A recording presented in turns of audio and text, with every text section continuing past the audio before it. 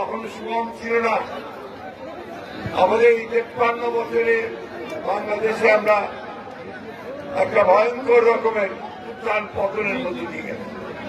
শহীদ জিয়াকে নির্মমভাবে হত্যা করা হয়েছে এবং শহীদ হয়েছেন, কিন্তু শহীদ হলেও তিনি আমাদের মধ্যে থেকে গেছেন।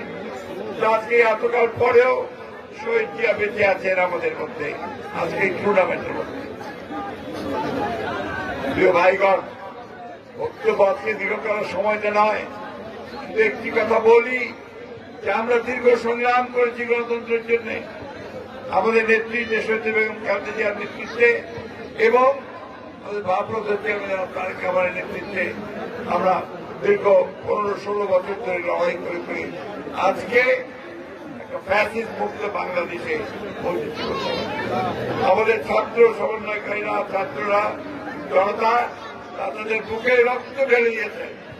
আমরা নির্যাতনের দীর্ঘদিন ধরে শেষ পর্যন্ত আমাদের একটা মুক্তি হয়েছে। এই মুক্তিকে আমাদের সুসংগত করতে হবে।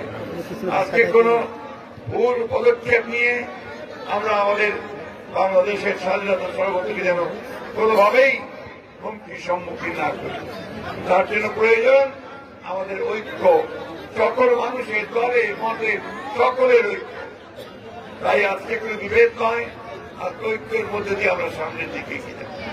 আমার গুরু সাহেব খুব সুন্দর একটা কথা বলেছেন, একটা রাজনৈতিক দল যদি শুধু মাত্র স্লোগান আর মিছিলের মধ্যে ব্যস্ত থাকে, তার যে বিকাশ, সাংস্কৃতিক বিকাশ, রাজনৈতিক বিকাশ, এই বিকাশগুলো পরিপূর্ণ হয় না।